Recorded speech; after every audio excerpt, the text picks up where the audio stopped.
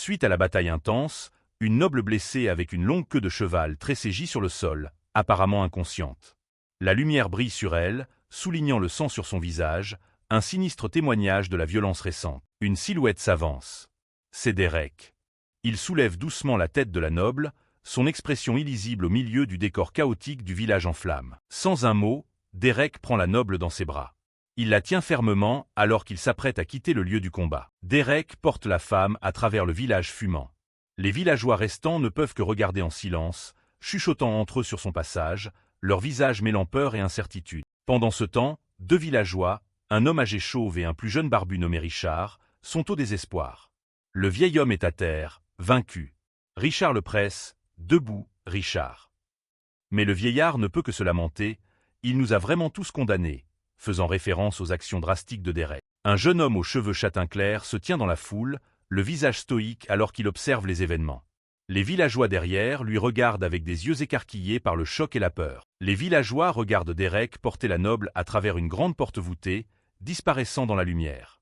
Son ombre s'étire longuement sur le sol devant eux, symbole de sa lourde présence dans leur vie désormais. Mettant de côté son désespoir, Richard aide le vieil homme à se relever, une nouvelle résolution dans le regard. Il hurle aux spectateurs stupéfaits. « Qu'est-ce que vous foutez tous plantés là, hein? On a du nettoyage à faire. » Il semble que le désespoir soit un luxe qu'ils ne peuvent pas se permettre. Poussés à l'action par les mots de Richard, les villageois commencent la sombre tâche de nettoyer les débris et les preuves du combat. De loin, tout le village est une scène d'activité calme et organisée. Sous la fumée persistante, tout le monde travaille méthodiquement pour effacer les signes du massacre qui vient d'avoir lieu. La scène se déplace à l'intérieur de la résidence du chef du village. Derek a allongé la noble blessée sur une chaise longue près de la cheminée et veille maintenant sur elle. La noble repose paisiblement, son visage illuminé par le feu crépitant.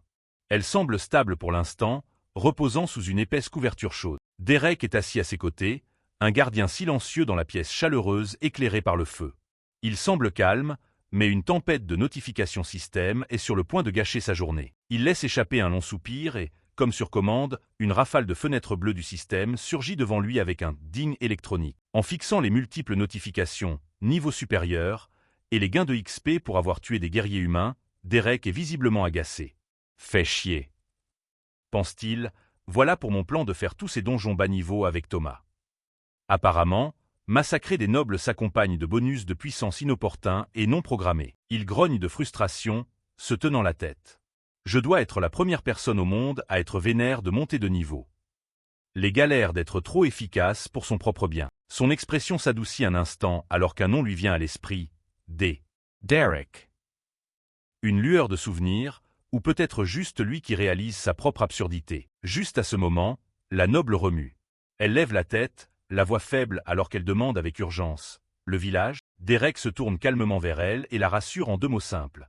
SO. Submergée par le soulagement, la femme retombe sur la chaise longue avec un léger pouf. Elle murmure « Merci ». Derek balaie ça d'un revers de main avec un déni joyeux, mais sociopathe. « Pourquoi tu me remercies? J'ai rien fait du tout. » Il agite la main avec désinvolture, ajoutant « Ils sont tous morts spontanément. C'était bizarre. Je veux dire, d'abord ils étaient vivants, et paf, il était plus. » Une explication parfaitement normale et pas du tout suspecte. Son souligment se transforma instantanément en horreur. Elle attrape le bras de Derek avec une force surprenante, les yeux écarquillés de panique. C'était des nobles, Derek, dit-elle, la gravité de la situation lui apparaissant clairement. Elle le regarde, la voix tremblante de peur. C'est grave.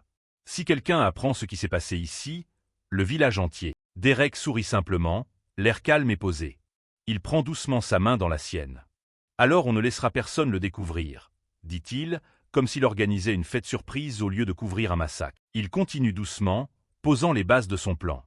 De toute façon, j'ai déjà une idée de ce qu'on doit faire. Tu dois juste t'assurer que tout le monde dans le village ferme sa gueule. Il se penche en arrière, ajoutant une menace froidement décontractée. Ça devrait pas être trop dur, vu qu'ils savent ce qui les attend s'ils l'ouvrent. Et sur ce, le décor est planté pour que le village entier devienne complice. Le chef du village, Léon, conduit un groupe de villageois clés, dont Richard, dans la résidence. Il appelle « Bon, tout le monde à l'intérieur ». L'opération de dissimulation passe à la phase suivante. Léon fait son rapport à Derek, qui se tient près de la cheminée. Les cadavres des nobles sont empilés dans la pièce d'à côté. Hors de vue, comme tu l'as demandé. Et on a rassemblé leurs conducteurs de calèche. On leur a fait prêter serment au grand système de ne pas parler de ça. Derek hoche légèrement la tête. Bien. Merci, Léon. Il ajoute nonchalamment, je les mettrai dans mon bracelet de stockage après ça. Parce que ou d'autres stocker un tas de corps encombrants. Léon, rempli d'anxiété, s'effondre sur une chaise. Qu'est-ce qu'on va faire maintenant, Derek? Je sais que je n'ai aucun droit de te faire la morale. Rena serait morte si tu n'étais pas intervenu.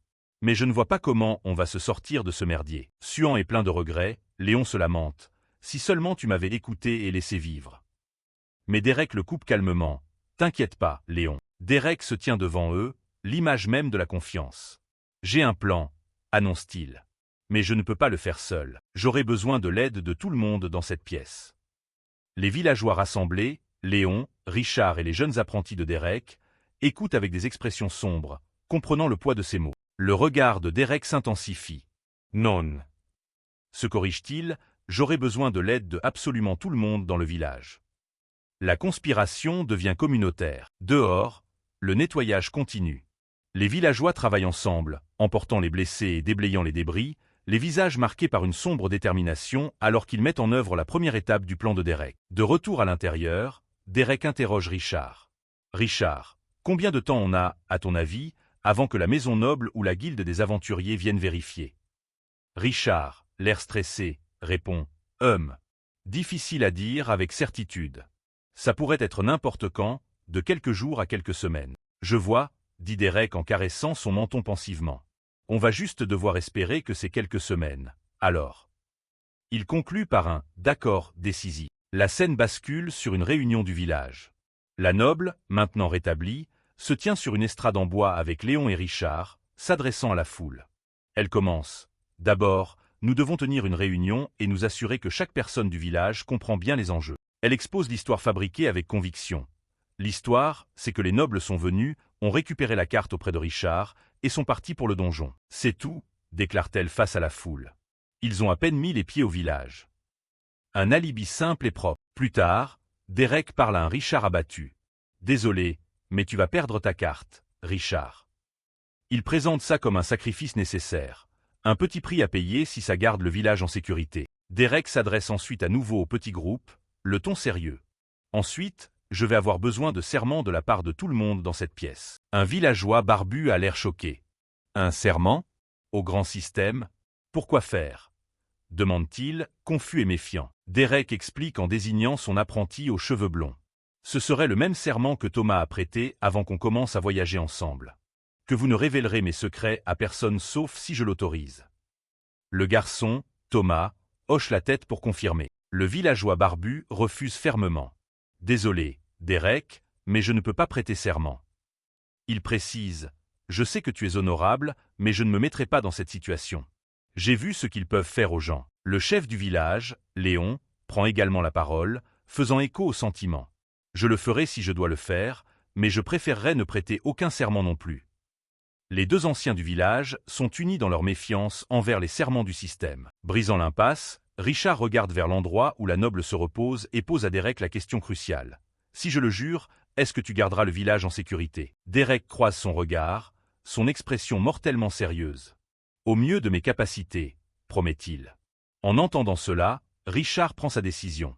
Alors je le ferai. Une femme nommée Mallory s'avance avec une fille plus jeune, Brandy. Je n'ai pas besoin de prêter serment pour protéger les secrets de mes amis, dit-elle avec conviction. Mais si tu me le demandes, je le ferai. Puis Rena, une jeune fille aux cheveux roux flamboyants, intervient avec enthousiasme. Moi aussi, s'exclame-t-elle. Si Thomas l'a fait, alors moi aussi je peux le faire. Sa loyauté est absolue et inconditionnelle. Derek regarde ses trois fidèles apprentis, son expression s'adoucissant. Mallory, Brandy, Rena. Merci, dit-il, sincèrement reconnaissant pour leur confiance inébranlable. Derek se tourne vers les deux anciens hésitants. Leon, Richard. Je comprends. Merci quand même. Vous pouvez toujours rester et écouter pour l'instant. Ils respectent leur décision, mais le plan avance quand même. Une lumière bleue brillante flash alors qu'une fenêtre système apparaît avec un grand « vroom ». Elle confirme que le serment a été fait. Rena West, Brandy Fields et Mallory Fields ont prêté serment au grand système. Ces serments sont contraignants jusqu'à la mort. Plus de retour en arrière possible maintenant. La noble, qui observait le drame depuis sa position confortable sur la chaise longue, sourit en coin. Alors, ronronne-t-elle, c'est quoi le plan? Derek lui adresse un sourire confiant et complice, une lueur dorée apparaissant derrière lui. Je suis content que tu aies posé la question, dit-il. C'est l'heure de l'histoire. Il commence à tisser son récit, illustré comme un ancien parchemin. Après avoir gracieusement reçu la carte de Richard, Monsieur le noble Grasfall a mené son équipe au donjon de niveau 100. Le nom inventé est une belle touche, ajoutant une couche d'héroïsme. L'histoire dépeint Grasfall et sa vaillante équipe de nobles, jouant parfaitement le rôle de héros vertueux en quête. Un sceau magique bleu clignote. Grâce à leurs vaillants efforts, le débordement du donjon a été stoppé. Une fresque montre les héros combattant des monstres squelettiques. Et avec un contrôle approprié, la maladie cessera de se propager. Un ajout intelligent pour expliquer toute bizarrerie persistante. Mais le conte héroïque prend une tournure tragique, bien que pratique. Malheureusement, son équipe a été anéantie dans le donjon, et il a subi une blessure fatale du boss. Une fin parfaitement irréprochable pour le groupe. L'histoire continue. Grasfall a échappé de justesse, mais il s'est vidé de son sang et est mort avant de pouvoir recevoir de l'aide. Ces dernières pensées nobles? Au moins, le village est sauvé. Le conte de fées se conclut par l'image du héros déchu, reposant paisiblement sur un lit de fleurs, baigné d'une lumière dorée sacrée. Il a fait le sacrifice ultime. Et est mort en héros. La scène revient brutalement à la réalité. Derek se tient là, se grattant l'arrière de la tête avec un sourire suffisant, presque diabolique. Ou du moins, c'est ce que toutes les enquêtes diront après mon plan. L'histoire héroïque n'était qu'une fabrication complète. La pièce entière tombe dans un silence stupéfait et assourdissant. Les villageois, le chef, ses apprentis, et même la noble récemment amusée ne peuvent que fixer le vide, leurs esprits essayant de traiter l'audace pure du mensonge qu'ils viennent d'entendre. Le silence vole en éclats alors que tout le monde, des apprentis à la noble, explose dans un cri collectif et synchronisé d'incrédulité. QOI. Derek a rassemblé son groupe. Tout le monde a ses affaires, demanda-t-il en les inspectant une dernière fois. On ne reviendra pas au village avant plusieurs jours, alors assurez-vous de n'avoir rien oublié. Rena, toujours pragmatique, exprima sa confusion. Oui, mais je ne comprends toujours pas pourquoi on va au donjon de bête niveau 50. On ne devrait pas aller à celui de niveau 100 où Grasfall est supposé être mort. Un sourire confiant joua sur les lèvres de Derek. On le fera, une fois que vous serez tous un peu plus forts. Il ajouta ensuite, leur offrant une porte de sortie. Encore une fois, si vous ne voulez pas vous joindre à moi, vous n'êtes pas obligé. Je suis plus que capable de faire ça tout seul. Mais, continua Derek, sa voix persuasive alors qu'il se tenait devant les portes du village, c'est une excellente opportunité pour vous tous de gagner en force et d'obtenir des récompenses rares. Je vous recommande vivement de venir. Le regard de Derek dériva vers Mallory alors qu'une pensée lui traversait l'esprit. En plus, il y a des choses que je veux tester. D'après ce que j'ai vu jusqu'ici de ce nouveau système. Il poursuivit son monologue intérieur. Les expériences qu'une personne vit avant d'atteindre le niveau pour la classe 1 jouent un grand rôle dans les classes qu'on lui propose. Si j'ai raison, on pourrait lui proposer quelque chose d'incroyablement spécial. Rena, cependant, était toujours bloquée sur la logistique. Donc, quoi? On va aller dans des donjons de bas niveau et les nettoyer pendant que tu attends. Exigea-t-elle, les sourcils froncés par la confusion, je ne comprends pas. Pourquoi? Derek lui fit juste un clin d'œil insolent. Fais-moi confiance, dit-il doucement. Tu comprendras assez tôt. Rena insista. Est-ce que je vais devoir nourrir à la main? Derek la coupa, commençant déjà à marcher. Non. Je vais tous vous nourrir à la main pour cela. On doit quand même bouger relativement vite. Sans un autre mot, Derek souleva soudainement une Mallory surprise. Bon, tout le monde. Glapit-elle, prise complètement au dépourvu. Mallory se retrouva perchée sur le dos de Derek, son visage un masque de pure confusion alors qu'il souriait, prêt à courir. Pourquoi faut toujours que tu cours partout? Hurla Mallory alors que Derek piquait un sprint. Le reste du groupe se dépêcha de suivre alors qu'il criait en retour « C'est parti !» Et ainsi, l'étrange caravane se mit en route, avec Derek portant une Mallory protestataire, et les autres traînant derrière alors qu'ils dévalaient le chemin inondé de soleil. Leur course folle les mena à travers la nature sauvage jusqu'à ce qu'ils atteignent leur destination, l'entrée du donjon de bête niveau 50. Haletant et cherchant leur souffle, le groupe rattrapa enfin un Derek parfaitement calme. Avec Mallory toujours sur son dos, il pointa vers un portail lumineux de l'autre côté d'un pont de corde. D'accord. On y est. Alors qu'il traversait le pont précaire, celui-ci commença à vaciller. Rena engueula Thomas. arrête de faire ça. Mais Thomas cria de terreur. Je peux pas. J'ai les jambes en coton. Une fois qu'ils furent traversés sains et saufs, Derek posa Mallory et se tourna vers le groupe, une énergie mystérieuse tourbillonnant autour de lui. Vous avez tous prêté serment de ne pas révéler mes secrets. Il est temps que vous sachiez pourquoi. Une interface système se matérialisa devant eux, et la main de Derek s'étendit, tapotant et manipulant l'écran bleu lumineux. L'écran affichait les informations du groupe. Participants max 5. Les noms et niveaux étaient listés. Derek Hint, niveau 30, Thomas Stewart, niveau 17, Rena West, niveau 31, Brandy Fields, niveau 1, et Mallory Fields, niveau 18. Les yeux de Rena s'écarquillèrent d'incrédulité. C'est comment? Comment tu es seulement niveau 30? S'exclama-t-elle, totalement déconcertée. Ton niveau est plus bas que le mien. Ça n'a aucun sens. Derek gloussa, un sourire sournois sur le visage. Un de mes plus grands secrets. Tu vois pourquoi je voulais un serment. Rena, maintenant plus émerveillée que confuse, répondit « Je vois. C'est dingue. Tu dois me dire comment. » Derek dit simplement « Peut-être un jour. Pour l'instant, on a un donjon à faire. » Sur ce, le portail d'énergie s'embrasa, sa lumière brillant alors que le système annonçait leur entrée. Un compte à rebours commença, égrenant les dernières secondes avant leur téléportation. 3, 2, 1. Avec un grand « vrouillum ». Le décor se dissolut, et le groupe se retrouva transporté dans un nouvel endroit inconnu à l'intérieur du donjon. Après être entré dans le donjon, Derek trouva un petit bâtiment défendable pour servir de base temporaire. Il jeta un coup d'œil par l'embrasure de la porte pour vérifier son équipe. Rassemblant tout le monde à l'intérieur de la planque nouvellement établie, Derek exposa son plan. Bon, voilà ce qu'on va faire. Il expliqua avec une reconstitution en version chibi. Je vais aller dehors et tabasser un tas de monstres jusqu'à ce qu'il ne leur reste qu'un souffle de vie. Ensuite, continua le Derek chibi, traînant une file de monstres couverts de bleu et de bandages, je les ramènerai ici pour que Thomas et Mallory les achèvent. Derek donna ensuite des instructions précises. Mallory, je suggère de regarder toutes tes options d'amélioration de classe une fois que tu atteindras le niveau 25. Il se tourna vers Thomas. Thomas, tu sais ce que tu vas faire, hein? Pas besoin que je le dise. Thomas pensa avec une sombre satisfaction, plus de classe d'ag. Parfait. Ensuite vint le tour de Rena. Rena, tu devrais être assez forte pour te battre dehors avec moi, déclara Derek, alors qu'une minuscule et féroce Rena était montrée en train d'éliminer expertement une grande créature loup dans leur imagination. Mais si tu as le moindre problème, ajouta-t-il, fournissant un filet de sécurité, fuis vers la planque et je ferai la même chose pour toi que pour Thomas et Mallory.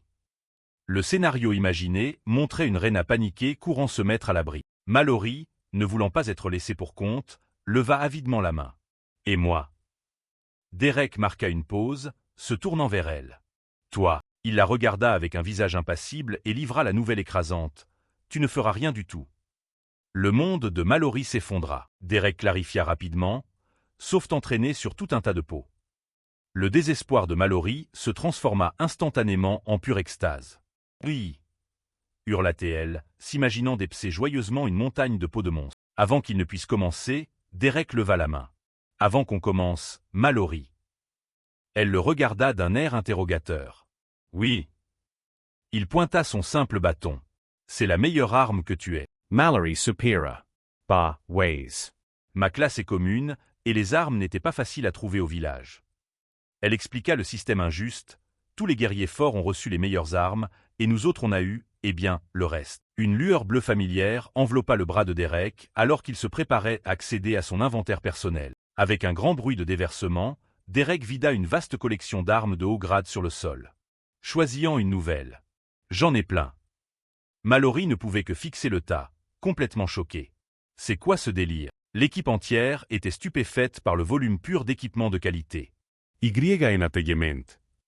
Murmura Mallory en ramassant une nouvelle arme. Comment t'as fait pour avoir tout ça? Derek fit un haussement d'épaule dédaigneux de mec cool. Oh, tu sais, juste ramassé au fil des ans. Jamais vraiment utilisé aucune d'elles. Par contre, il sélectionna une lance élégante à l'aspect moderne dans la pile et l'offrit à Mallory. Tiens, et c'est celle-là. C'est similaire à ce que tu as utilisé par le passé, mais un peu plus polyvalent et de bien meilleure qualité. Derek démontra sa fonction spéciale.